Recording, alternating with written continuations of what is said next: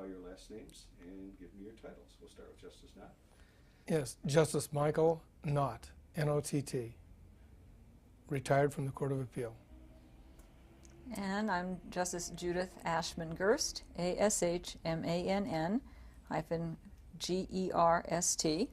And this is an interview being conducted by me of retired Justice Mike Nott. Dates October 24th, 2007. And this is part of the Legacy Project of the California Court of Appeal. Excellent. We're ready to go. And it is my pleasure to have this opportunity today, as I was privileged to work with Justice Nott from December 2001 until your retirement in 2005. My pleasure equally to have you. And working with you was such a wonderful experience. Your knowledge of the law, your practical experience as a lawyer, your understanding of human nature made you just an absolutely outstanding appellate justice. And it was a great honor to have been able to work with you and to learn from you. So today is an opportunity to share that wisdom with many others. Thank you for those kind comments. I'm really glad my wife gets to hear this. She didn't know that I was going to say any of this. She's going to be shocked. Let's go back and let's start with your childhood, because you told me you had a terrific childhood. I did. So tell us about it. I grew up in an area called Keystone, which was just outside the city of Wilmington, California, harbor town. And the site now has been developed into Carson High School. I had two siblings, a younger sister, Kathy, who is 6 years younger than me, and Steve, my younger brother, who is 8 years younger. Steve is my little brother. He's 6'5" and about 250. And so we look like Mutt and Jeff. He went by me when he turned 12, as far as height. I went to Carson Elementary School and then Wilmington Junior High School. At that time, a very integrated school. We had quite a mixture of races, Japanese, Chinese, Hispanics, blacks, white. It was all just one big hodgepodge all through there and through Wilmington Junior High School too. And then the same thing held true. I went to Wilmington Banning High School, and that again was, when I look back on it now and see what's going on in the melting pot, I was in the midst of the melting pot at that time. My dad was in the fishing industry. He had been a polio victim at age 19, prevented him from accepting a scholarship at Annapolis. But he always loved boats, and despite the fact he had a very serious limp, and it was hard for him to be on his feet for a lot, he still he loved the ocean so much that he developed several sport fishing boats and then got into the administrative end of it. And while I was, the main part of while I was growing up, he was president of Pierpoint Landing in Long Beach, which was a very large sport fishing operation right out at Pier J. That's all now tankers and container cargo ships. But it was I had a great time. You spent your time actually out on the fishing boat? I spent a lot of time fishing with my dad on weekends. He'd take me, when he was running boats as the skipper. And then from the time I was about 12 on, I started working as a second deckhand on some of the sport boats during the summertime and vacations. And it was a terrific experience. I mean, every day was a brand new adventure, and actually the pay was really good for a kid. At that age I made pretty good money. And did you meet a lot of people? Yeah. Different people on the boat? Oh God, from every walk of life, yes. That was the great experience. Some celebrities? Some celebrities, yeah. We had not huge celebrity. Well, we had Maury Wills when Maury was playing for the Dodgers and was the hot property. I mean, he was setting records, stealing bases, and he was with us several times. There was an actor named John Smith, James Coburn, a starlet named, and became a movie star, made a couple good movies, Luana Patton. And yeah, there was, I'm probably forgetting a few. Oh, the Nelson brothers, Ricky and Dave Nelson, and yeah, it was you never knew, from day to day who was going to come out on the boat, and all of a sudden, they try and stay incognito. Took a little figuring sometimes. Right. Until what age did you do that? Well, I did it actually all the way through law school as far as working on the boats, because I got my ocean operator's license when I was 21. He had to have so many years on the water and practical experience. And I had that, and at that time, my father had developed some 85-footers. Most of the sport fishing boats were, the maximum length was about 65 feet. And my dad worked with the Coast Guard to develop, to be able to license boats up to 85 feet, which meant we could carry 60 to 70 passengers. And the problem was, for that size vessel, the Coast Guard required 2 license holders to be on the vessel at any one time. And so the first thing, when I was 21, my dad made me go get a license, and that was a 2-day ordeal. And I will tell you, having taken tests all my life in law school and college and whatever, that was one of the hardest tests I've ever taken. Harder than the bar. It was, yeah. Close. There were navigation problems that were really sophisticated, and you know, if you lost radio contact and had to figure out where you are and allow for drift, wind, whatever, you know, how would you get from point A to point B and then point B to point C? And that was really hard. Yeah. Have you kept up any of those skills or any of that activity? Not too much. And my wife reminds me that I need to do that for my grandson, who's one of my grandchildren is living with us. And I haven't taken him on a boat yet, and I've been remiss in that regard. I really need to sort of get back to my roots. I haven't done it. Golf has interrupted it. So. You acquired an interesting skill when you were working on the boats. It may have helped you as a trial judge. You learned to play poker. I did. I did. One of the fellows that I worked with, Skipper, he was a larger-than-life type character. His name is Dick Shaver. I don't mean character in the bad sense. I mean it in a good sense. Dick was sort of a Renaissance man. He was interested in lots of things and very well read. And one of the things he was really good at was playing cards, whether it was cribbage, and everybody in the ocean has to learn how to play cribbage, gin, or poker. And so we spent lots of time, we had lots of time together, and we spent lots of times talking about theory and how to play. And I'd watch these card games that were going on before I got into them. And I'd afterwards, on the way home or something, I'd ask him, you know, why did you do this? Why did you do that? Why'd you make this bet? Why'd you fold?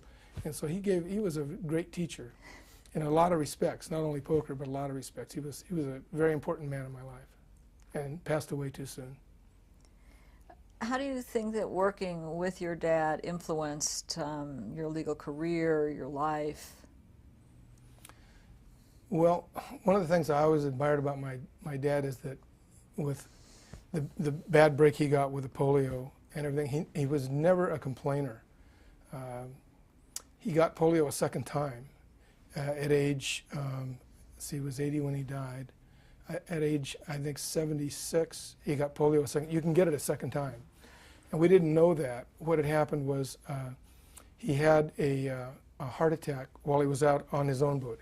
He did have his own boat and was out every weekend, would take my kids or me or my brother every chance he got.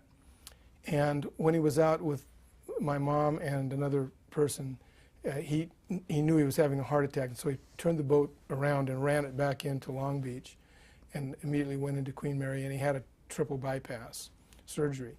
As he recovered from that, he was in the hospital, just ready to be released, and all of a sudden he virtually collapsed in the bed, and my sister-in-law was there, and the alarm was going off, and so she screamed for a crash cart, and they came.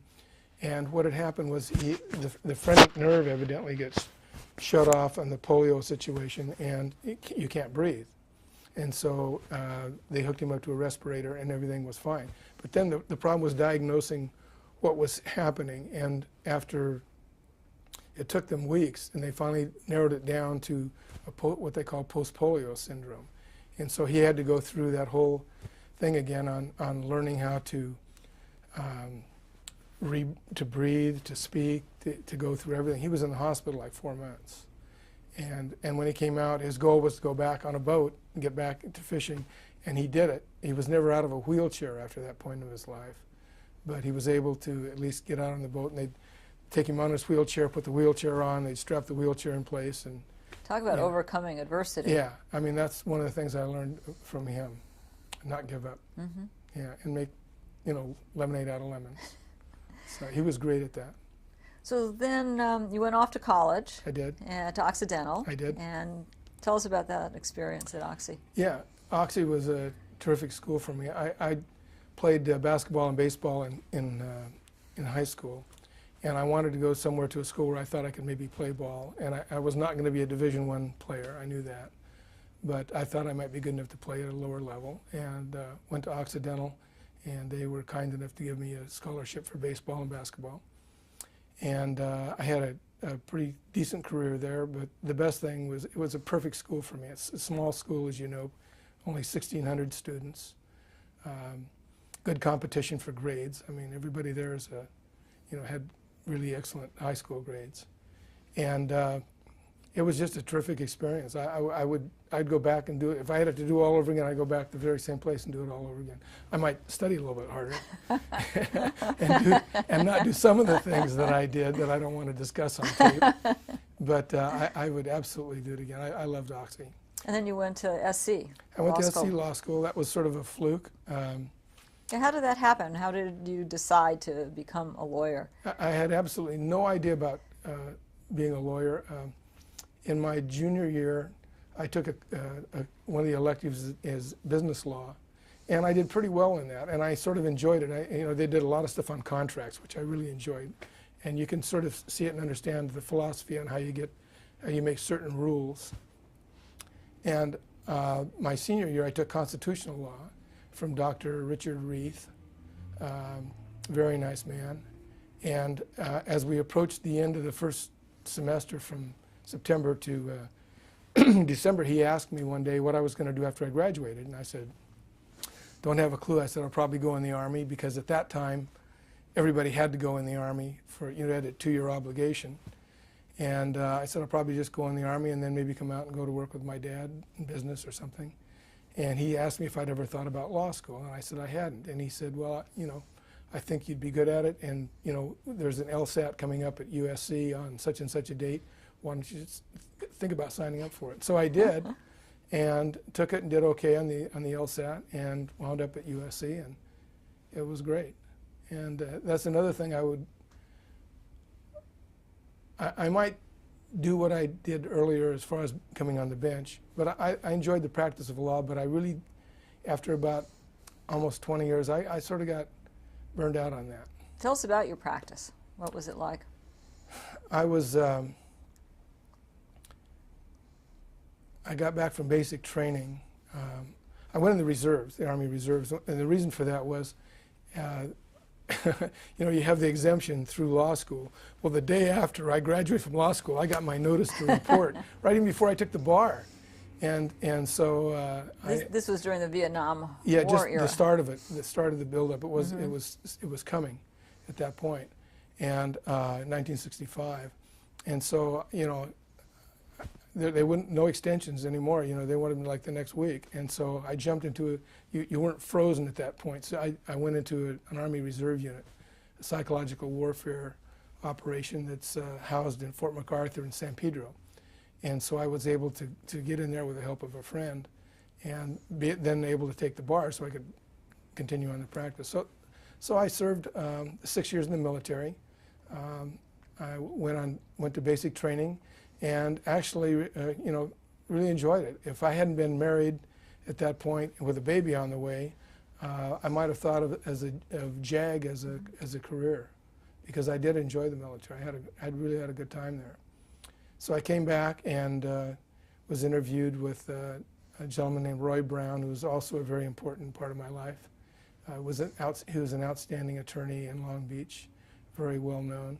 And after several interviews with him, I was hired to go into just a small law firm, 5 people, 5 attorneys. And about 4 months after I got there, Roy was appointed to the bench by Governor.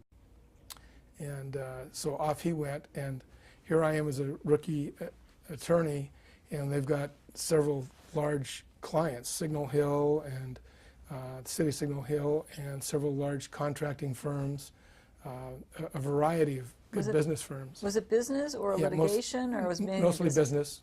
Right, mostly business. And here I am, 6 months in practice, and looking down the throat of this. So I got lots of help from. We had other attorneys that shared office space with us, and we were. An interesting sidelight was we were in what was called the Juergens Trust Building, And that at one time had housed the courts in Long Beach. I think maybe 8th and 9th floors were the courts in Long Beach. And then they moved to the present location at Ocean and Magnolia.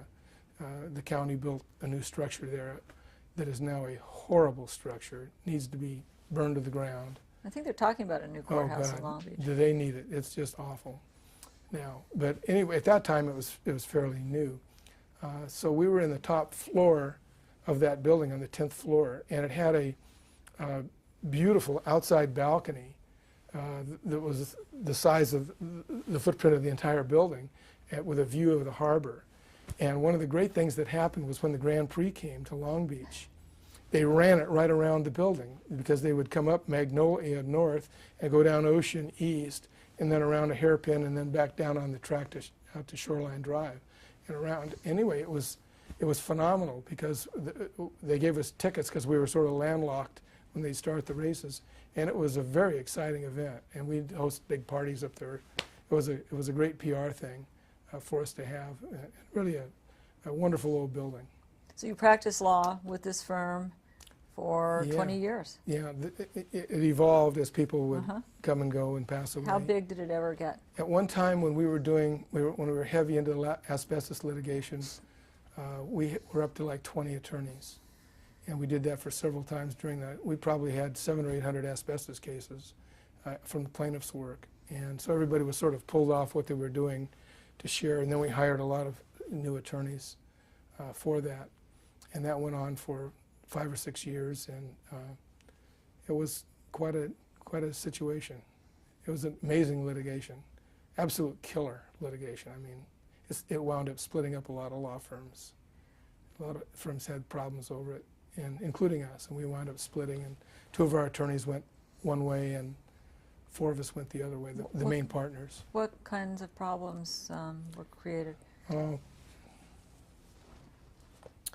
Just, I guess, the typical things, the allocation of workload and allocation of money for doing the work. You know, who's going to get it? How far are we going to go with this? Some of us wanted to move. The Juergens building was going to be torn down, and it eventually was. And 25 years later, it's still a big hole in the ground. They haven't done anything with it, which is amazing. It's in prime area in Long Beach. So 4 of us went to a new building called Harbor Bank Building that was down just to the west of us. It was a brand new facility and very nice. And the others went another way, and we sort of we came to we didn't have any litigation, and we were able to work it out. And all a little bit of rancor in there initially, but that all healed over after a few years. So it wound up being a very happy event for both sides. Both sides got what they wanted. So. At what point did you start thinking about going on the bench? That's another fluke. You know, the people say things to you that change your life, and I've had it happen to me several times.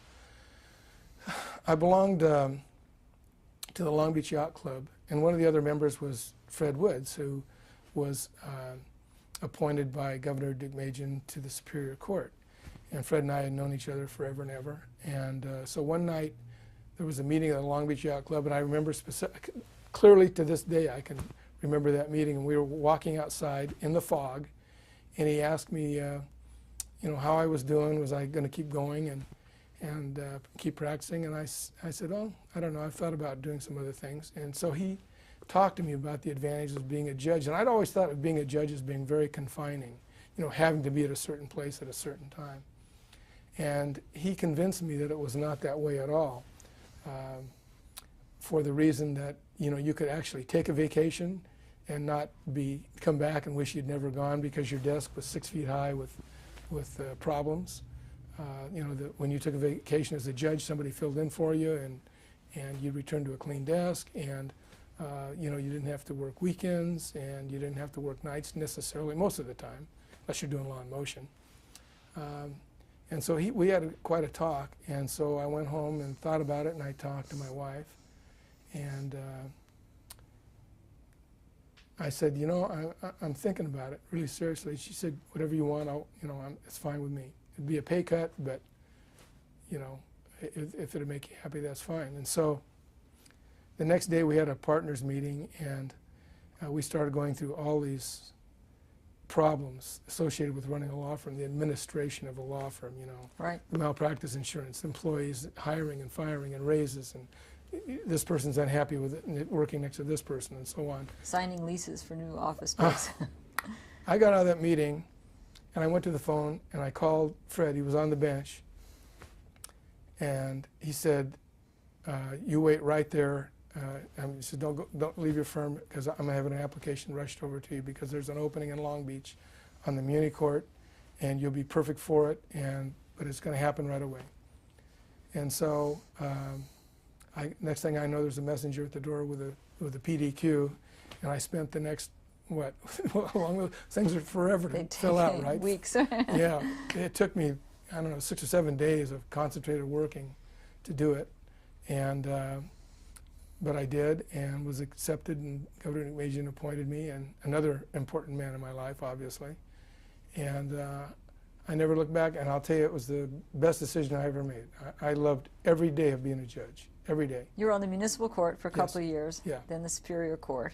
What stands out about those experiences? You know, I thought one of the hardest things that I have done as being a judge is small claims. I thought those were really hard cases. It's you true. know, and I was always ready to go visit a scene and see for myself. You know, when somebody say, you know, the woodworking that this guy did on the new floor is all warped and didn't do this and didn't do that, and the guy's, oh no, it was a beautiful job, and I'd want to go out and see. And in those days, we had the marshals, you know, marshals doing municipal court. Correct. And we had sheriffs at Superior Court. Well, the marshals, the head marshal was elected by the municipal court judges. And so they were very protective of judges, and they wouldn't let me go anywhere unless there was at least one deputy with me. And in fact, when you walk up and down the hallway, sometimes you know there was a marshal trailing you to make sure nothing happened to you in the hallways. So anyway, my bailiff, who was terrific, would take me out to all these places, and I'd look at them, or I'd go downstairs and look at cars that had been damaged and so forth, trying to get an idea myself. And the difference I noticed when I was elevated to the Superior Court, the sheriffs, who was elected by the populace at large, when you do a small claims appeal, you know, where you start all over from scratch from the municipal court, and so when I'd have one of these difficult cases at the Superior Court level, and I'd announced that I was going to go out and visit the site, you know, the bailiff would put his feet up on the desk and say, "Have a good trip, Judge. See you when you get back." You know, so that was a major difference right there.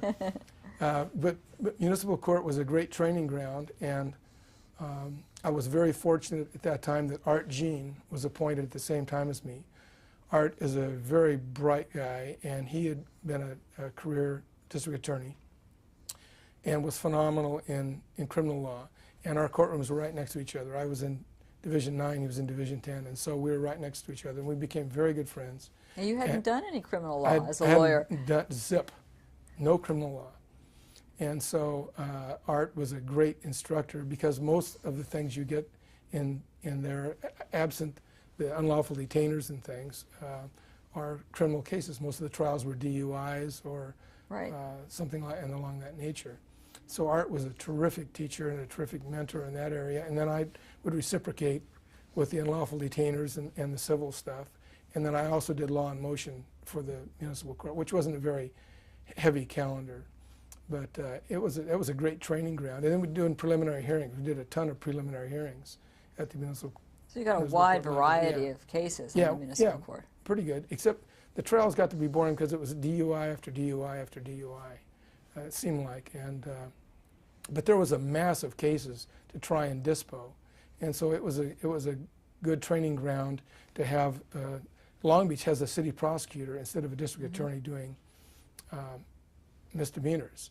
And so the city prosecutor staff was always very helpful, very talented people.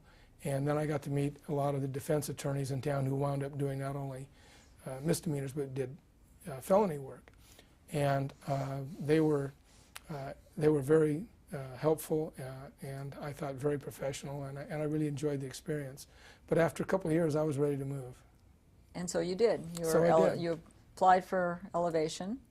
And Governor Duke Majan to the rescue again, and put me on the Superior Court. Again in Long Beach, you stayed In Long Beach. pretty much in Long Beach? Pretty much. I had to move. There was a crash, what they call a crash. It was an acronym for something because of the giant volume of criminal cases. And they were virtually suspending civil cases at that time to get this big bubble of criminal cases done. And Jack Gertson, I think, was the PJ at that time. And he promised me he'd get me back to Long Beach as soon as he could, but he asked me to go to Compton for a while. And so I did. I went to Compton for about 2 months. What year was it that you were elevated? Let's see, 87, in the middle of 87. And so I think in like September, October of 87, I went to Compton, did 4 murder cases in about 5 or 6 weeks.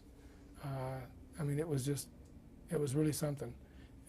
But the murder cases, these weren't death penalty cases, and they'd take 3 to 5 days. But it was just one after the other, it seemed like. And of course, in those cases, you have experienced lawyers. Yeah, good lawyers, right. But I got some heavy-duty cases right off the bat there. And then I think at the end of October, a spot opened up in Norwalk, and Judge Gerson asked me if I'd like to go there, pending going back to Long Beach, and I said sure. Norwalk was a very unique court at that time because it didn't have any municipal courts there. It was all Superior Court in the building, and then Southgate and Huntington Park and Los Cerritos had the and others had the municipal courts, and so it was the Norwalk building was a very quiet building because you didn't have 1,000 people coming in to pay parking tickets and go through traffic school or whatever, and as a consequence, I really enjoyed that experience. We had a big earthquake then at that. Remember the Norwalk? The Northridge? Or Whittier, I guess it was the Whittier earthquake at that time that ruined the library. Nobody could go into the library the entire time I was there, which was only for a couple more months because Judge Gertson called me in, I think in about February, and said a spot opened up in Long Beach, but I like it. And I said, since it's 7 or 8 minutes from my house, absolutely. And so I went to Long Beach and spent the rest of the time there until the Court of Appeal. And you were on the Superior Court just a couple of years before you applied for elevation? I think about 3 and a half, something like that. And what made you think you wanted to go on the Court of Appeal? Well, working backwards, first of all, I want to say that I really enjoyed the Superior Court. It was, I had 3 death penalty cases. I had probably another 10 LWOPs, life without possibility of parole cases. I didn't do any real big civil cases there because what had happened was I was sharing the law and motion duties with Jim Sutton, who later went to Norwalk, but at that time was in Long Beach. And so he'd do law and motion for 6 months, and I'd do criminal, and then the next 6 months we'd flip-flop. Because the law and motion was sort of a grind. I mean, it was only 2 days a week, but there were like 45 to 50 cases on each calendar, plus we did probate that had 90 to 100 cases, plus doing all the writs and everything. And so it was a sort of a chore. And so, you get burnt out on that real quickly. And so Jim and I, by flip-flopping, would sort of keep things fresh. But on the other end, then you go back into a criminal court, on a direct calendar criminal court. And like I said, I had some big cases, again, with great attorneys. Oh my gosh. Johnny Zerdiaga and stands out as one of the Ed George, Hank Salcido, just absolutely top-notch attorneys, and DAs the same way. Bill Hodgman, one of the great attorneys around, and had some good lessons there. The criminal cases was very exciting. It was like working in Las Vegas, because you'd have, especially on the lesser, on the burglaries and the robberies or something like that, and you can do one of those cases in a day. If you get lucky, you can pick the jury in a couple hours or an hour and put them in the box, and you have 2 or 3 witnesses, and you're over and done, and put that jury out, take another jury in, and the first jury's not done yet, so you find another jury room that's vacant to put the second jury in, start a 3rd jury, and like I said, it was like working a dice table at Las Vegas. And it was really a lot of fun. But after about 3 years, what happened was there were I think like 4 openings all at once on the Court of Appeal. And I had always sort of thought that I might like to, if I had a new other career other than law, which I started to say before, I thought that I might like to be a writer, that I enjoyed writing. And so I thought, well, you know, that would be the best of both worlds, you know, to have that and be able to write. The downside was that I loved what I was doing. I loved the fact that the judges in Long Beach were back behind a hallway and the attorneys could come up and down and drop in and visit. And I do settlement conferences every once in a while at civil cases. And I really enjoyed that part of it and the contact I had with the attorneys.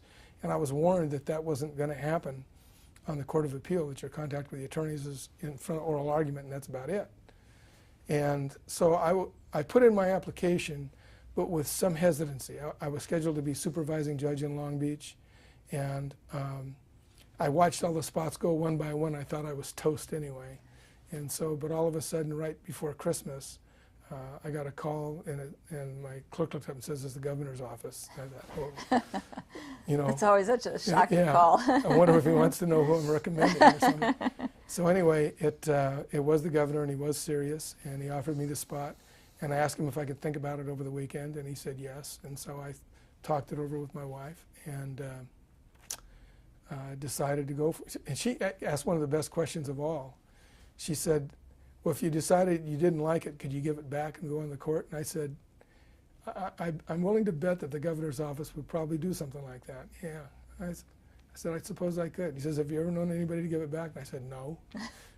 She said, well, what do you think? And so I went for it.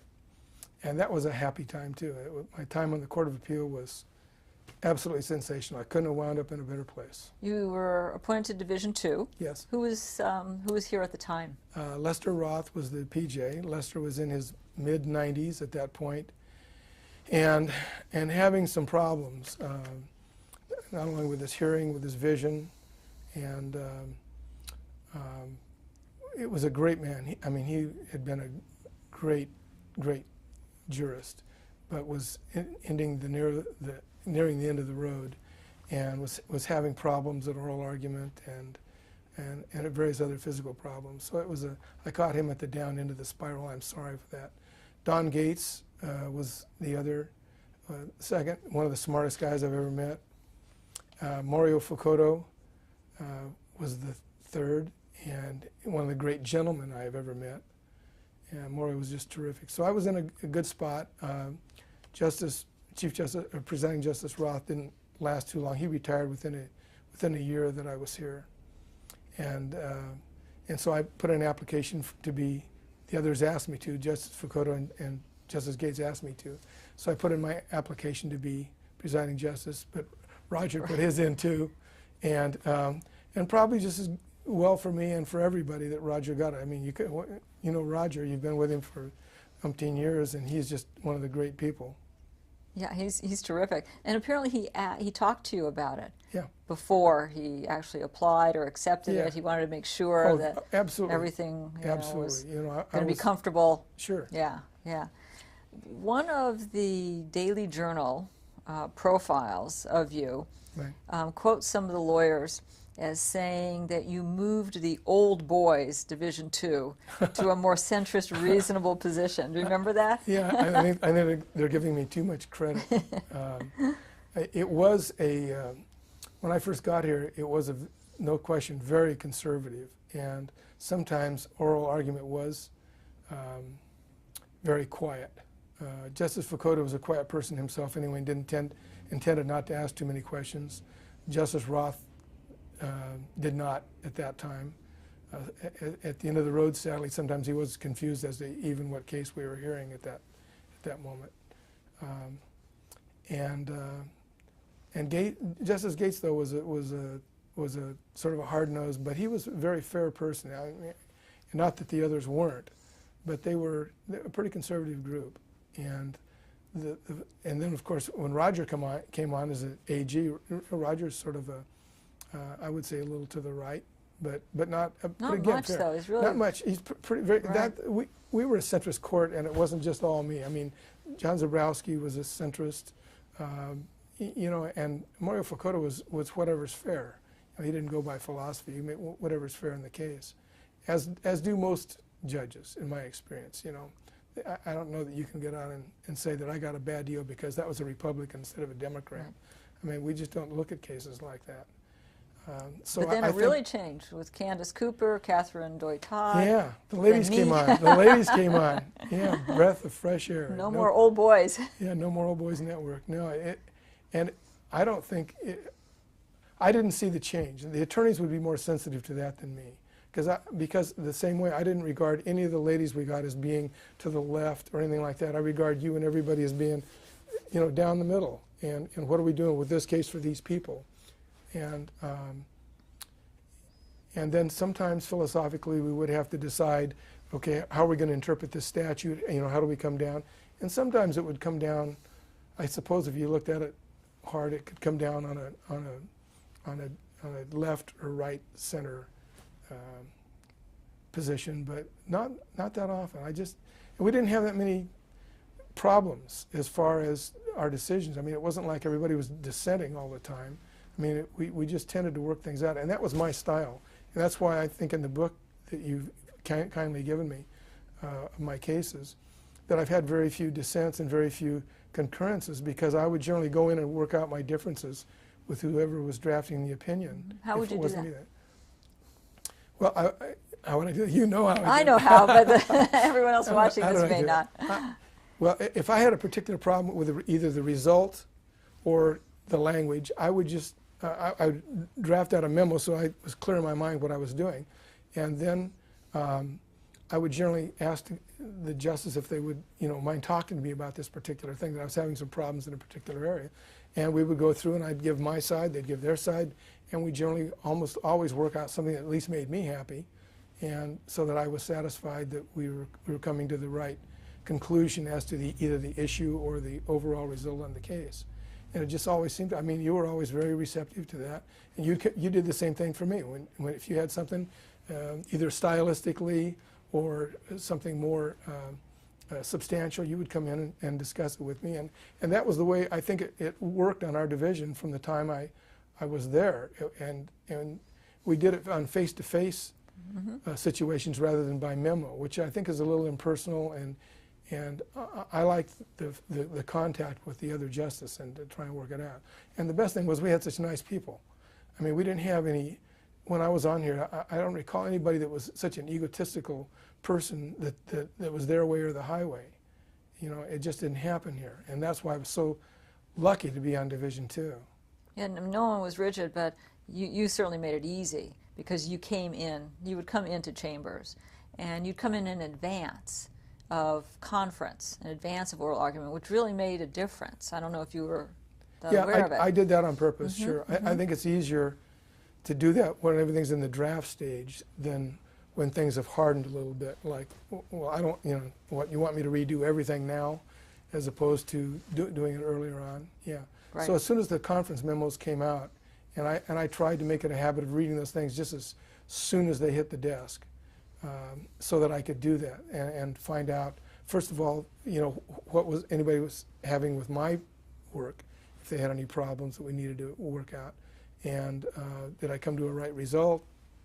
And so I appreciated the same thing with you and Justice Todd and Justice Boren doing the same thing for me if they were having any problems. Right. So. There were some significant cases that you handled while you were on the Court of Appeal. Yes. Couple of important criminal cases and notable civil that you did write a dissent on. Why don't you tell us about your criminal cases? Yeah,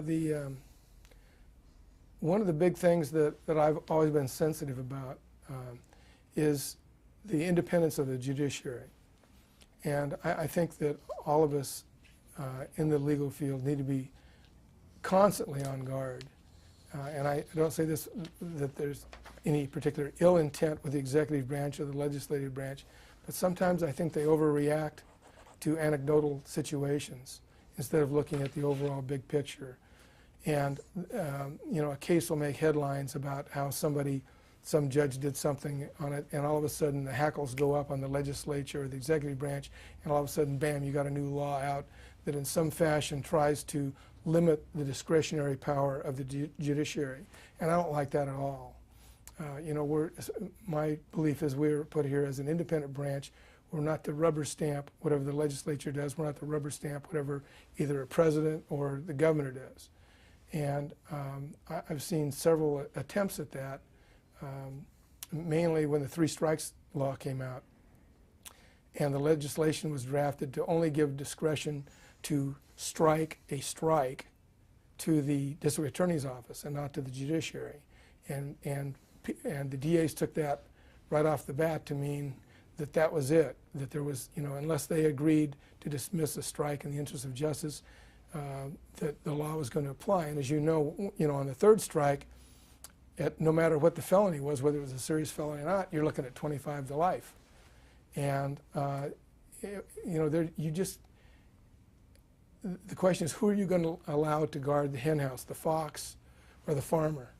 And I didn't like the idea that the discretion was solely supposed to be in that of the district attorney, because some district attorneys don't have the sense of balance or proportion, in my view, that a judge does. Most of them do. Most are hardworking, honest, fair-minded people, but there are some who are not. And I was really bothered about that. And I wrote that in an opinion called People versus, I think it was Glaster.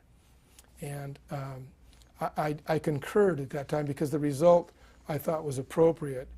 And I knew there was going to be a better case come along to take a stand on it. And finally, the Supreme Court did in Romero, which was amazing because Romero had like about 20, I mean, he was arrested for everything. Most of it might be misdemeanors or low-grade felonies. But I thought that that was really a unique case. But at the same time, we had this statute that was like, what, about 2 pages long and single print, to interpret with all these areas, how are we going to interpret these particular sections? And one of them came to us on a case called People versus Vessel. And that was whether on the third strike, if the third strike was a wobbler that could be either sentenced as a misdemeanor or as a felony, did the trial court have the discretion to sentence as a misdemeanor and thus save the person from a 3 strikes conviction and 25 to life? And the DA took the position that no. The court didn't have the discretion. That was solely in the executive branch with the district attorney. Right. And so I wrote, yes, we did. The judge gets to make the call, and that stood up in front of the California Supreme Court. Did the Supreme Court take the case, or they denied hearing? Maybe I made the denied hearing on it. I can't remember. Well, they must have, because it's still published. Otherwise, it would have been off. Yeah. Right. So by not taking it, yeah, it was affirmed. And there were a lot. I remember those were really some hard days at that time because the volume of work really went up with the 3 strikes law. I mean, we had cases coming up. Boy, I mean, it was really a lot of work up here. I remember one month I did something like 22 opinions in 1 month. That's like an opinion a day. It's an opinion a day. It's way too much. You can't do that and do good work. I mean, I was hardly paying any attention to anybody else's cases because I was having enough trying to just get my own out. And Division 2, it always had, you talk about the good old boys, always had the macho deal, no backlog. We'll fight our way through anything. You give us as many cases you want. They're all getting out on time. We're not continuing anything. And we were at a point after about 6 months that the attorneys were exhausted. They were doing about 6 opinions a month apiece at least. I was doing around 5 myself, plus reviewing all their work and reviewing the work of the other justices. And it was getting to be very exhaustive. And a lot of these cases were really serious, too, because they were all interpretations of the 3 strikes law. So finally, just at the time that we said, okay, we're only going to take and put X amount of cases on calendar this month, and 15 or 14 or whatever, and that's all we're going to do. Just at the time we did that, the bubble went away, and we were able to keep up with the no backlog mentality. But it was a hectic time during that. And the big thing, of course, is when the Supreme Court came out with Romero and said there was discretion with the trial court. It's just that you got to be careful how you use it, and that's what happened. And so, I know that the legislature was concerned that if the judges start dismissing cases on their own, or strikes on their own, that they'll just use that as the calendar clearing technique. And the impact of the 3 strikes will be lost. But it hasn't turned out that way. And I knew it wouldn't if they just let us be judges. Correct. And so that was, I thought, a really important time for me. And then also, there was a case, I had a domestic case called, I think, in Ray Fogarty and Raspberry. And that involved the family law code. One of the few cases we ever had that I can remember from family law that actually went into print. And the idea there was whether or not latches could apply to a spouse who is suing another spouse for past due support. And I think this was child support. There's already a case on spousal? On spousal, I think. Or either, I may have it flip-flopped, I can't remember. But anyway, it was, the trial court had found latches on the part of the one spouse, who happened to be the woman who had custody of the child. And for various reasons, I don't want to get into all the facts, but basically, he wasn't abusive, he wasn't hiding out, he was working, he didn't give all the money, but he did a lot of things for the equivalent value, blah, blah, blah. And she waited like 17 years to try and go collect all the spousal support, child support. And the trial court said, no, latches applies. It was too long. You knew where he was. You could have easily gotten the money, so goodbye. And so we affirmed that. In response to that, the legislature came out with an amendment to the particular family law code, which section I can't remember right now, that said that that latches no longer applied to spousal support, child support. And I have a real problem with that. It's my understanding that family law courts are essentially a court of equity, and latches is a judge-made rule, not a legislative-made rule. It was developed by the judges to be fair in certain circumstances where there was no particular statute of limitations or some reason not to follow the statute or whatever. And I'm not sure that the legislature has the power to abrogate a judge-made rule. It's not their rule, it's our rule. And I just think that anecdotally, the legislature got carried away hearing a particular case where some woman, the reason that she didn't challenge or try and collect spousal support was because the person had hid out for 20 years or whether he'd threatened to kill her. And most of these cases involve, obviously, a woman being the one seeking the support and the man avoiding it. And it just seemed to me that always and never are 2 words that should be very carefully used in law, because you cannot predict the certain situations. And there could be easily fact patterns where it just isn't fair to allow somebody to go on where they've sat on their hands for 30, 40 years and wait till the person dies and then try and sue for support, and then the estate has no way of knowing whether it was paid or wasn't paid or whether there was another deal worked out or why they didn't go to court. And I just thought that that was a wrong thing for the legislature to do, because I just didn't see that judges were abusing their discretion in that regard all that much. So I feel like I'm on a soapbox there. But that's one of the challenges that, Yeah. that you feel faces the judiciary, Yeah. is independence and Right. Having confidence in the judiciary. In the judge, if there's a problem with the judge, then fix that. Right. If the judge doesn't belong as a judge, then do that. But don't try and revamp the whole system. I know that on the federal side, there's all these sentencing where they try and each year take away more discretion Right. of the judges on sentencing in the federal scene. And it really bothers me that they do that. And thank God my buddy Dick Trevisan stood up to them finally and said, I'm not doing that. Right. Everyone thinks judges are so liberal, we're going to let everybody out on the streets. I Yeah, don't know and it's where just they get absolutely that not from. the case. Just absolutely not the case. It just doesn't happen that way. Right, right. Also, Yeah. there was a cute story about that. We're all ready to go anytime. You want to talk about Gates on Yeah, well, on tape? The cute story about that. Sure. The story that I was going to, the rumor, urban myth or whatever, was that when there was a position open on the California Supreme Court, Governor Jerry Brown was talking to Lester Roth about filling the position, and Roth was one of the, I think at that time he was the senior person, so he had the vote on the three-person commission. And so Governor Brown said to him, you know, it'd really be wonderful if we had a Hispanic on the Court of Appeal, on the Supreme Court. And Justice Roth is supposed to have said, yes. He says, it'd also be wonderful if my research attorney, Donald Gates, was appointed to an opening on the Court of Appeal. And the governor said, yes, that would be. And so both things happened. Things occurred. He voted, yes, Roth voted for Reynoso, and all of a sudden, Don Gates was a direct appointment to the Court of Appeal. But like I mentioned, it was probably good both ways, because Cruz Reynoso was a gentleman despite what happened to him, and a great lawyer. And Don Gates, as I mentioned, is one of the smartest guys I've ever come across, and had one of the most interesting lives. And I've heard is not doing this interview. And Donald, if you ever look at this, you need to do this and have everybody share what your life has been, because he's had some life. I think I met him just once or twice, but didn't know him.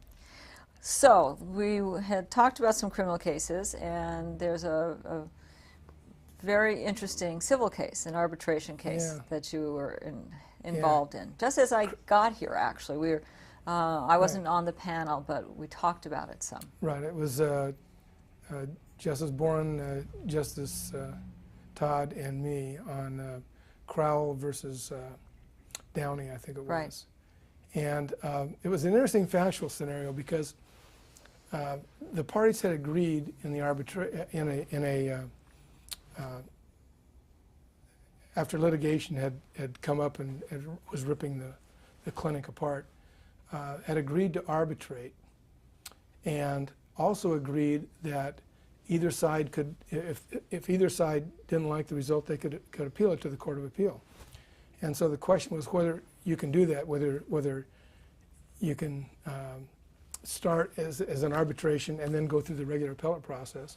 And Justice Todd and Justice Boren said, no, you can't. You know, the statute just doesn't provide for it. You take your pick, you either go in the court system or not. And I felt strong, and that's a reasonable position. I respect that. It just seems to me, though, there are lots of attorneys I've talked to who don't go into arbitration because they don't want to be dependent on one voice. They want to have a backup for it. And they don't necessarily want to have to pay for 3 retired appellate court justices to do that. And it just seems to me that if we're going to encourage arbitration as a process, and that's the policy of the law, to encourage people to arbitrate and stay out of the court system. We had parties here of equal bargaining strength. If they started in the trial system and the court system, the Court of Appeal was going to have to do the work anyway. So it's not going to be any extra work, because if they stayed there, that's what we'd have to do. So why not let them do that? The odds of either side appealing were probably not that great anyway. And I just felt that it was the right thing to do was to allow them to do that. And instead, the majority opinion struck down the entire agreement, including the arbitration part. And so they went back in the court system. I haven't researched today to find out if anybody's come up and done anything with that, but I know that Art Gilbert uses that case at the Retired Judges Conference. He's used it the last 2 or 3 years that I've been there, and has brought it up on new developments in the law. And I don't know if I was really upset that the parties didn't take it up to the California Supreme Court. Oh, they didn't. They didn't petition for They did not, and probably what happened, the case settled or something. And so I don't even know what happened with it. But that was an interesting case, and everybody got their say in, and I enjoyed. It was a pretty long dissent. I think it was probably about a 20-page dissent. So right. Spent a long time with it. That was, when I use the term heated, I don't mean that there was any dissension, because I know that there wasn't. But was that the most heated dissent that you were involved in? Probably. I think so. I think so. Yeah. That's amazing, because you were here 15 years. 15 years. Right. Yeah, and that one, there was no rancor at all. No, I know there was not. Right. It was all a very intelligent, intellectual discussion of the law. It was one of the few times I didn't get my way, Are there which happens at home all the time. That's why we come here. 'Cause people are nice to us here. That's right. That's what Sherry says, oh, the little prince is home. Any other cases that really stand out in your mind that you'd like to talk about today? Or those Well, we ones? had a case that, are you talking about cases I authored or I Or like your involved case? in. Well, I liked your case, that R.J. Reynolds case. That was a The tobacco case, the tobacco federal case. preemption case. yeah, Right. that was a super case. That was very and vindicated interesting. at the end, right? Vindicated by the California Supreme Court. Yeah. But I think that after that there was another U.S. Supreme Court case, and I think that more recently the California Supreme Court has kind of backed away and said there's federal preemption. Yeah. But yeah, that was a very interesting case that wound up settling after. Right, they did settle it. Right. Yes. I had one under the. I had a case called DiLoretto versus Downey. That was sort of interesting. It was under the theory that no good deed goes unpunished. The Downey High School decided to have their baseball fence. They were selling space on the baseball fence on the outfield. And I forget, I think it was like a $500 donation, and you could put your business name up, and it was visible to the people in the stands, and a fundraiser for the baseball team.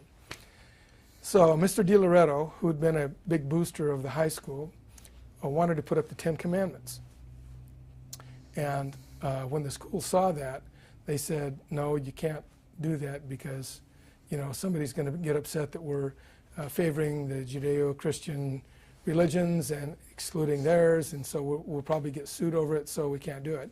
And he was adamant that they should, and so he filed suit against them to do that. So as a result of that, the high school took down all the signs that they rented out and gave all the money back to all the other boosters, and then were involved in this litigation. And it wound up being a tremendous expense to the school.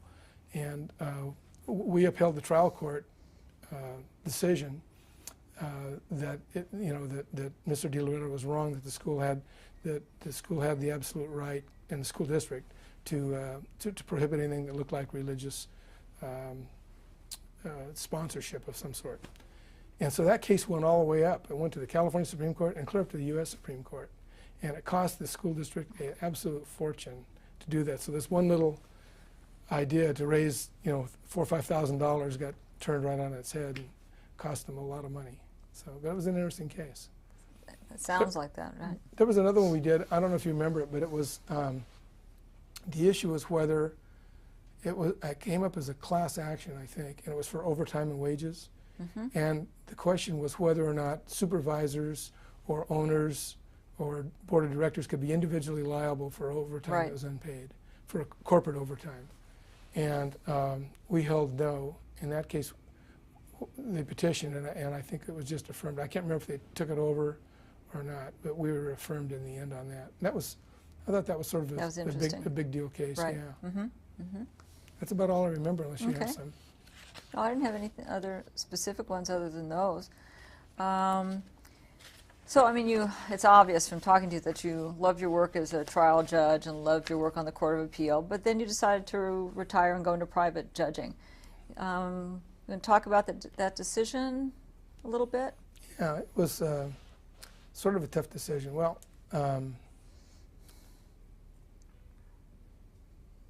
let's see here. How can I start this? Well, I had a situation arise in my life in about 1993 where my daughter, my youngest child, was having some very serious problems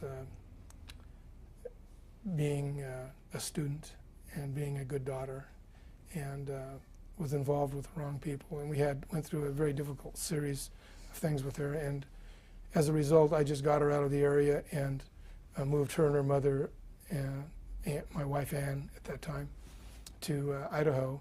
And I went up there and actually commuted back about every other week. I would be in Idaho in a week and back here a week. And it worked out okay for me.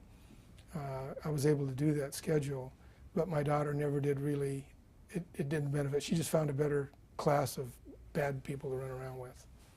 And my wife passed away in 1994 suddenly. Woke up one morning and she passed away during the night. And so at that point I couldn't make the commute because there was nobody there to watch my daughter, who was yet to be 18. So I moved back to California fully on a full-time basis. And she wound up having a child and not able to care for the child. And so we have taken him and raised him. And it was something I wasn't really counting on when I made the decision to be a judge, because I provided for my other son's education and thought I was able to handle all that. So having a new child to raise sort of put a different spin on things. And at the same time, I remarried. I married my college sweetheart, who lost her husband, and we were pinned at one time at Occidental, and she told me to go away and grow up. So 33 years later, I show up, and she said, well, you're still not grown up, but better. And she's been a very good sport in this and taking our grandchild in. And I knew that I was going to have to do something to create some more income for his college education. And so I made the difficult decision to leave in 2005 and go do something else, do some private judging, and play a little golf when I had a chance. What are the pros and cons in private judging? For you, anyway. For me, anyway, yeah. I'll tell you, I enjoy it because I always enjoyed working with attorneys. I like attorneys. You know, most attorneys I think are really interesting people to be around. And I've been doing arbitrations, mediations, discovery disputes. Discovery disputes are where you see the worst of it, when the attorneys are like oil and water, and for some reason they just can't get along. It may be one fault, or maybe both their faults. It may be just that they're just personality clashes and they just can't do it. But on the others, the arbitrations and the mediations, the attorneys are generally very cooperative, I found. And like I say, I enjoy working with them. I think that mediations are truly an art form. I mean, everyone is so different. The personalities are different. But what I found is that the parties have to be able to tell their stories. And you've got to be very careful. As a judge, you're trained to make decisions. And sometimes as a trial judge, to make them on the spot, as you know. You know, you've got to make calls during a major trial on evidentiary rulings or objections right on the spot. And rarely do you have time to say, time out, I'll go take 30 minutes and look that up. You know, you just got too much pressure to get done to do that. Right. So for better or for worse, you have to make your decision. And one of the things I've learned is you cannot be, you cannot show the parties that you're favoring one side or the other their position right off the bat. You have to listen all the way through and then gently work into things and think of, have you considered, rather than saying, well, this is the way I see it. At the end of the day, sometimes when you're a long ways away, the attorneys are generally going to want to hear from you on how you feel the case is going to come out or how a particular issue is going to come out. And if they ask that, then I give it. But I've learned not to just blurt it out or do that. And I've learned also to be, not that I'd ever done this, but I knew going in I never wanted to embarrass an attorney in front of a client. And so I'd do something to get the attorney outside and talk tough or talk turkey outside the range of the client so that the client couldn't hear that. So it's definitely an art form. It's hard work, I think. You know, I appreciate these guys that are top mediators. I appreciate their skills. It's really something. But I still enjoy doing it, and I love doing the arbitrations, you know, because I can make a decision. That was one of the first things, all the groups that I interviewed with, are you going to do arbitrations? Because a lot of mediators don't want to do that. They don't want to offend anybody.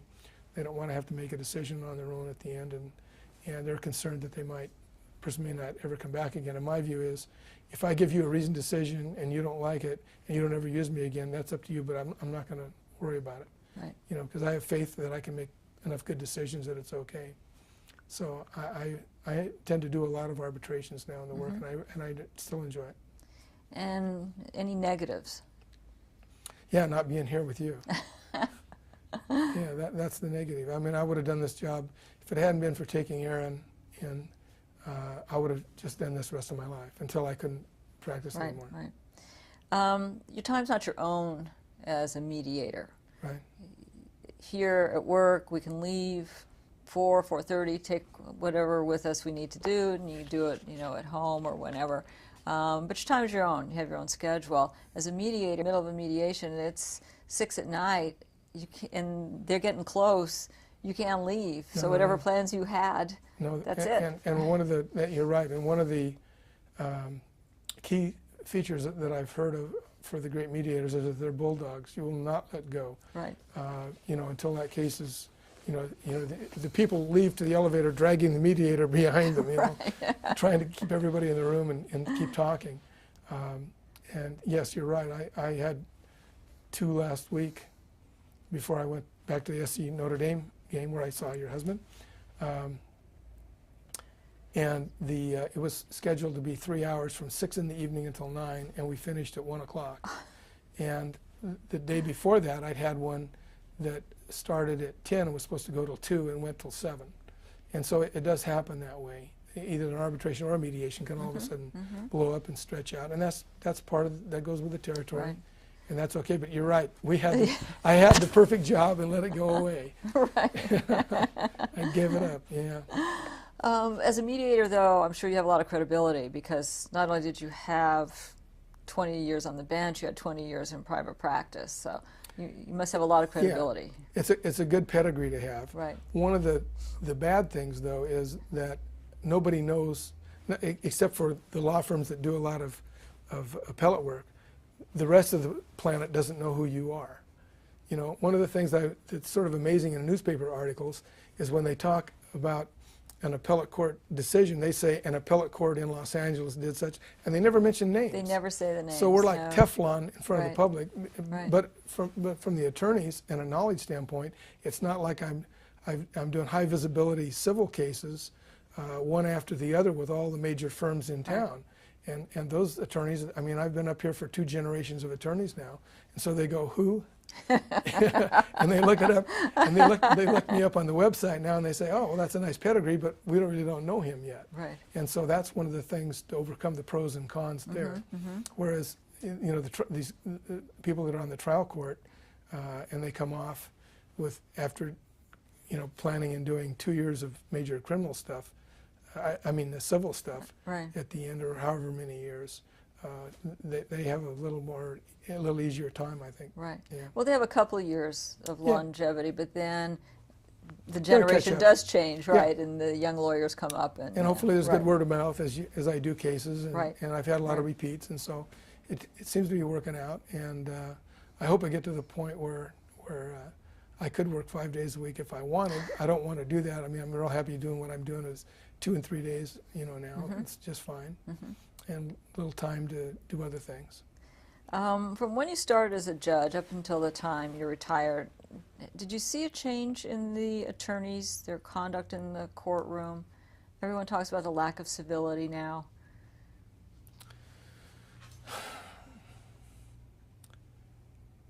I didn't notice it from the bench, as far as being deferential or anything. I haven't noticed that when I was on the Court of Appeal. No, I wouldn't say that. And now it's been my experience that the attorneys that come before me, the mediations or arbitrations, are the same, about the same as the other. I've had very few instances of rancor, and the ones I've had have been from attorneys that were old enough to know better. So it hasn't been the new ones in particular. And like I said, I've really enjoyed being able to meet with attorneys and do this again. I do enjoy it. Right. The fun part about being a trial judge was dealing with the lawyers on a day-to-day basis, and really on a one-to-one basis. You could always take them in chambers and sit them down and talk to them. On the Court of Appeal, you don't have that ability. You only see the lawyers once a month unless you go to a bar function. Exactly. From the trial court to the Court of Appeal, did you see any difference in the quality of lawyering, or now back into the private sector? No, it seemed like, well, one thing I noticed on the Court of Appeal was when you read a brief, you knew without even looking at the front page, because a lot of times I didn't look at the front page and even see who the law firm was or pay attention to that until after I'd actually read it. And I could tell who the appellate specialists were on reading the briefs, as opposed to a trial lawyer just doing it himself or herself without any assistance. I mean, that was easy to spot. I think that if I had, and one of the things I've always given as advice at various bar meetings and things is, if you have a big case, consider hiring an appellate specialist to help you do it. And if not to do the whole thing, at least to review your work and tell you what you're doing, whether you have weak points, strong points, right. and organize it stylistically, because you need that help Right. on a major case in particular, and not be greedy and just try and do it on your own. Right. Don't forget the standard of review and setting your brief up in accordance with the standard of review. Exactly, right? exactly. All those things, and we know who the specialists are. Right. And like I say, you could rip all the covers off of the pages, the title pages, and you'd still know who was doing the work. And at the mediation level, I've seen on some of the smaller cases I've had, I've seen what I think is not very good lawyering, even at the mediation level. Uh-huh. That the quality of the brief that I got or didn't get and should have gotten, or the quality of drafting of complaints, summary judgment motions and things like that I might have had to review, left something to be desired. But it seemed like that happened mostly on the smaller end and smaller scale. The bigger cases that I've had, the multi-million-dollar cases, seems like there's always been good lawyering. Mm-hmm. Mm-hmm. And generally, on the mediations, we get more than one lawyer in there. There may be two or three from one law firm, and one or more adjusters from defense counsel on one side. I may wind up with 2 or 3 rooms of different people around, maybe 15, 20 people involved in a case. Are adjusters digging their heels in more than they did in the past? Seems to right now. Mm-hmm. I'd say so. Some of the offers I've seen I thought were extremely low, but they know how to grind. The adjusters have done more cases than me. They're doing one or two every day. Right. They're just bam, Right. bam, one to the other. And so they get a read on people, and they get an idea on what they're really going to come down to. And sometimes they really do try and lowball. But I've also seen the other, that in the real serious cases where you've got a death or a spinal injury or something like that, their evaluation of the case sometimes is not all that far off from what I think. And as I mentioned, sometimes I get an idea on value, within the first 2 hours. I sort of get an idea where the parties are going to wind up on what a reasonable offer and reasonable demand. If you can get that, if you can get a reasonable offer and a reasonable demand, then you get within settlement range, and the odds are you're going to settle it. And the other thing I've learned is not to go to bed at night staring at the ceiling if I didn't settle a case, wondering what I could have done better, because what I've learned is a lot of times those cases just simply aren't ready at that particular moment. But over 90% of the cases settle, so they're going to settle at some point. So sometimes the process of mediation is to get the parties from $1 million and zero to some reasonable range and get them talking, and you may need a second mediation, or it may happen within 2 or 3 days. And I do a lot of follow-up, as do just practically every other mediator I know. The next day, or I will email everybody, and I'll keep on the phone and say, what about this, what about that? You want a mediator's proposal, in which I might actually outline the case and give a range or a number based on various criteria, and so that they can actually explain to their carrier why I'm doing this and what dangers I see in the case. And so sometimes I'll settle a case and it might be 3 or 4 days later or 5 days later. But if you keep at it, sometimes that happens. So it's hard work. Sounds like it. Yeah, it is. And you just mentioned that you don't stay awake at night wondering about why you couldn't settle a case. As a trial judge or a court of appeal judge, did you stay awake at night ever? Or are there even cases now that bother you? Yes. Yeah, there's several. I wasn't the author on either one. They're both criminal cases. And there was one that I think it was Justice Fukuto had. And it involved a young man who was driving a car with a friend, and the friend told him to stop at his hardware store and wait for him. The friend goes in the store, comes back out, says, let's go, get out of here. I just shot a guy. And what he'd done, he had committed a robbery and killed the clerk. And so the driver, on hearing this, drives the guy where he wants, and then later goes and turns himself into the police, gets charged with first-degree murder as an aider and abettor, and is sentenced. And, you know, it came up to us, and so, you know, all of this was in front of the jury, and the jury found against him, and it bothered me to this day that we did that. We affirmed it, but it bothered me to no end because it just seemed to me like he wouldn't have turned himself in had he not been telling the truth. And I'm still not clear as to why they charged him with first degree in that situation under the felony murder rule, you know, aiding and abetting. And so that case really bothered me. Then there was a second murder case, I think that happened in Torrance, and this was like my first year here. And the defendant worked in the construction industry, made very good money, and the victim in this case was a homosexual drug seller, high-end though, not on the street. I'm talking about in a nice home and everything, and he had lots of nice friends, and he was found dead. I believe he was shot to death. I can't remember how he died, but I think he was shot to death. And there was a glass on the counter that had a fingerprint on it, and it matched up with the construction worker.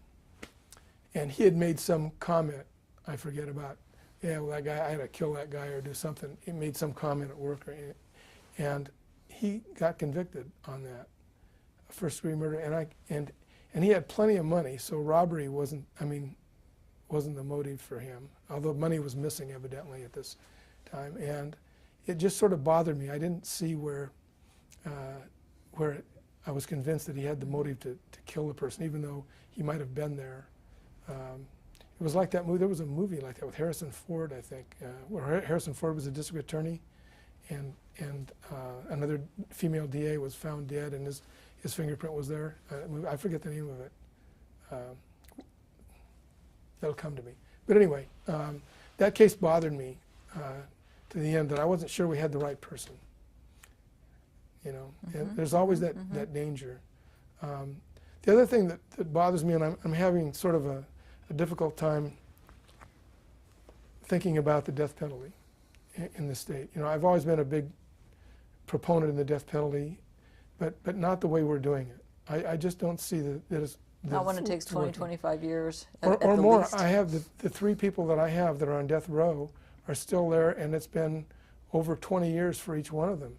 And it seems to me for the death penalty to be effective, it has to be administered within 3 or 4 years of the event. I know you have to make sure you have the right person, but and that's a key. But you can do that within 3 or 4 years. It doesn't take 20 plus years. So the system is broken. For us to have over 600 people on death row and execute somebody once every 2 or 3 years is not doing the trick. I mean, Florida and Texas seem to do it very quickly down there. Maybe they're making some mistakes, maybe not, but they aren't as laborious about it as we are in California. And I just think that it's the way the system is. It's a joke. I mean, why are we bothering doing this and going through this exercise in futility? We'd be better off, you know, just putting them in life without possibility of parole and be done with it. It seems like. So I'm having a tough time with that issue. Yeah. Going back a little bit, you mentioned just briefly you and Sharon, Yes. and that you were pinned in college, Yes. and you broke up and went Yeah. your separate ways. How'd you wind up getting back together? It was just a fluke. You've had a lot of fluky things. Patty Kitchen, another thing, yeah, somebody says something, I do it. You know, sometimes it works out, sometimes it doesn't. Patty Kitching was on the Court of Appeals, it still is, as Right. you know, a delightful lady, and we went out to lunch one day, and we were talking about something, and she looked at me and said, "You really don't remember me, do you?" And I said, "What do you mean I remember you? I know that you're one of my best friend's wife's cousins, and da-da-da-da." And she says, "No, that's not the relationship." She says, "When you were in college, you were dating Sharon. She was my best friend, and she set me up with one of your fraternity brothers, and we double dated." I said, "I have no memory of that." So she said, "Well, have you talked to Sharon?" And I said, I haven't talked to her in 25 years probably, or since college sometime. Or she called me when I was appointed to the Court of Appeal, to the municipal court, and congratulated me. The telephone conversation lasted about 4 or 5 minutes, and that was it. And that was in 1985, I guess. And she said, "Well, it sounds like you owe her a call." And so I called, and I found, she gave me the number, and I did call just to see how she was doing, and found out from that her husband had passed away. And so we got together and met for coffee, and that was about it. That was ball game. Pre-qualified. How long after that did you get married? Trying to remember how long that was.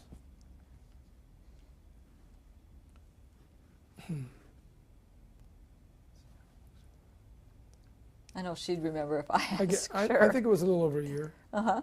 Yeah. Well, you knew each other, right? You know, you knew each other from college. It's, Yeah. I mean, right. we waited for other reasons Mm-hmm. beyond that. Mm-hmm. I mean, my wife had passed away, and so it was some time after Mm-hmm. that, but not very long. I knew the first night. She didn't, but she claimed she didn't.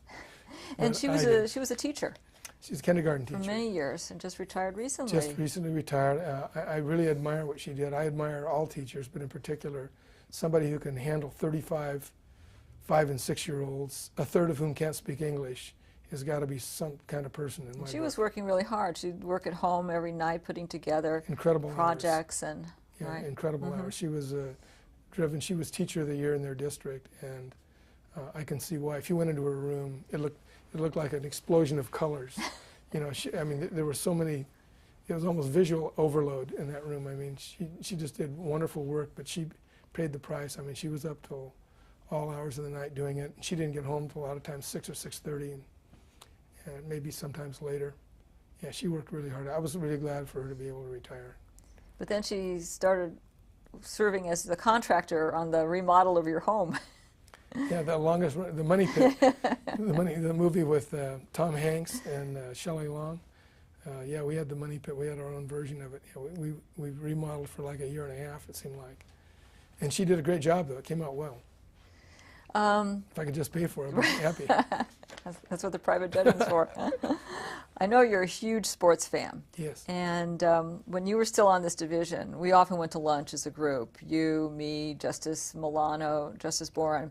And I had to make a point of reading the sports pages every morning if I wanted to be included in the conversation. Yeah, true, yeah. And also you and Justice Boren were absolute experts on movie trivia. Yeah, that's something we had a lot of fun doing together. Right, yeah. Is trying to remember some piece of minutia, and then I know I sort of go into a shell and avoid all the conversation until I could come up with it. I put the my dad taught me a trick on that. He said, you know, just put the face in your mind and start going through the alphabet. You know, very good. And pretty soon he says you'll start excluding letters, and you'll be down to a certain few letters, and then it'll come to you. And that was good advice. Yeah, it was good advice. But yeah, Justice Boren and I had a lot of fun with Right. it. And he had that big trivia book, you know, in his chambers. And so at the end of the lunch hour, if we hadn't figured it out, we'd run to that. Oh, you never told us that. Oh, you guys cheated. And you love SC football. USC football is in its sort of its renaissance. I went through some lean years where they were just mediocre, and now Pete's done a great job on putting the program on track, and they're a lot of fun to watch. You just got back from Notre Dame. Got back from Notre Dame, where I mentioned I saw your son Michael and your husband Bob, which was amazing. I had their cell phone numbers, as I told you, and I called, and Michael's didn't get service, and Bob's was not answered. And then we were sort of standing at the north end of the stadium, Chris and I drinking a Coke, and guess who walks right up? They were just headed our direction, would have run right over us if they hadn't seen us. Yeah. That's amazing with all those people there. With 100,000 people. Right, and, right. Yeah. You go to pretty much all the games, Yeah. the home games. You travel I don't travel sometimes. too much. I've gone to some of the Arizona games. I really want to go up and see Cal. And the new Stanford Stadium, I understand, is nice too. So one of these days I'll do that. But it's just sort of hard with, I'm still, my mom's in an assisted care facility, but I hate to be gone too far away all the time from her. She does have some needs sometimes. And then Aaron has sporting events right. and things on the weekends. basketball games and things. And Pretty soon you'll start taking him with you. well, to the he's been football going games. now, and I'm telling you, he likes it. He's a fan. He knows that he'll take the whole schedule the rest of the year, and he's paid a lot of attention to them. He really likes it. So, and now let's talk about golf. Yes. Your real passion. And you're an outstanding golfer too. I know. I've played with you. Not that outstanding, but I enjoy it. I've come to appreciate the game more and the event more instead of just worrying about score all the time. You know, as we get older, we lose friends by the wayside that are sometimes our age or even younger, and just all of a sudden, like dear Paul Boland just recently. I mean, what a shock and what a huge blow to the court to lose him. I mean, just virtually overnight. And so with that in mind, I've come out in the last few years, I think, with a different attitude. Instead of trying to be so competitive all the time, is to, you know, I'm on the back nine somewhere, you know, and just enjoy the ride, enjoy the flowers, enjoy the God-given beautiful day. And if you hit a bad shot, you hit a bad shot. You know, regroup and go on to the next, and not slam a club down or do something like that. You've taken some great trips and played Yeah, golf in some had a- wonderful places. You played when you went back to Notre Dame. Yeah, we did. We played Butler National, which is a world-class golf course, and two others. I've made a trip to Scotland with Justice David Eagleson. Malcolm Lucas, Chief Justice, was supposed to go with us, and then had a medical problem, a little cancer scare some time ago, and he couldn't go, but went with Justice Eagleson and my former law partner, Jack Grisham, and we had just an incredible time. It was one of those trips, too, where you see how bad the weather is in Europe, you know, on European golf sometimes. And every time we put it on the tee, something good happened with the weather. If it was raining and wind was blowing, the rain if it was just blowing, the wind stopped, and it was brilliant sunshine. We did that for 16 days, and it was just a trip I'll never forget. Just wonderful. And I've had some others like that too. So you haven't been to Bandon Dunes yet. I haven't, no. Yeah, that's something. We have to carry your clubs or have a caddy. But it's like the courses in Ireland and in Scotland, and you'd love it. I mean, that was a thrilling place to play too. Really enjoyed that. Well, I'm going up to Pebble Beach next week for the first time. Hard to beat that. You're going to play Spyglass and Right. What else? Poppy Hill. Poppy Hills, boy, tough duty. Someone's got to do it. Okay, so are there any other thoughts that come to mind that you want to share with anyone who might be watching this? I think that, as I mentioned, I'm so happy that I decided to become a judge. I did a little prep for it, not realizing I was going to be a judge when I did state bar, worked on the state bar disciplinary committee, and was a primary hearing officer in fee disputes and or disciplinary action. And from that, not only was it worthwhile to do from the standpoint of putting something back into the system, I found I could make a decision and stick with it, not worry myself to death that the next day, oh my God, did I do the right thing? And so I found I could make a decision. And so when the time came for this, it was sort of an easy transition because I was still doing state bar things right up to the point where I was appointed to the bench. And so I'd encourage people, if they have any idea, to get on some sort of a panel that has some form of hearing capacity where you have to make a decision that involves people's lives somehow. And see if you can do that. Because I had several friends that were appointed and just hated it because they could, when they passed away or when they left, the court found stacks of cases and files that had never been decided simply because the people couldn't make a decision. So I think it's important to know that you have the ability to do that and be happy about it, not give yourself an ulcer or a heart attack worrying over it, because that's what you have to do. And generally, I didn't make, unless I was right in the midst of trial, I didn't make a decision that involved some horrendous amount of money or somebody's life or something, unless I ran it by somebody else. Like I mentioned, Art Jean is one, but there are a lot of other judges I respected, and sometimes I do that until I had a comfort level that decision I made was going to stick. And I did that up here. as you know, sometimes there was cases when I'd say, you know, I'm not exactly sure how this case could come out. Here's A and here's B, and tell me what you think on that. And I solicited a lot of opinions. I do that now in the private judging. You know, sometimes I'll run a sticky point by some of the other neutrals that I know and trust, and I want to be comfortable that when I make a decision, I can live with it. Yeah. So, words of advice to someone who just became a judge would be open-minded, talk to your colleagues. Right. Yeah. And before going back to the other, on becoming a judge, you know, you can do a lot of pro tem work, and in the small claims arena, you can be, you know, a lot of temporary judging is available. Mediations are available to do mediations through the court, which will help skills and help you decide how to deal with people, how to maybe make decisions, even though you're not ordering them to do something. But I think that it's something that people who are interested in being a judge should do. And as far as being a judge, absolutely is. You know, I don't have that big an ego. You know, I don't think I'm now that smart. Check your ego at the door. Yeah, check don't your ego at the don't door, get judge-itis. Yeah, you know, run things by other people who've been through the mill before, and so that's what I've done, what I continue to do. Well, all I can tell you is that it was so enjoyable working with you. Thank you for all your years as a judge, a trial judge on the Court of Appeal, and thank you for letting me interview you today. Well, I feel the same way about you. You were a delight to work with, and one of my great regrets is that we still aren't doing it. Well, but we're going to stay friends. Sure, Thanks. absolutely. Okay. Thank you.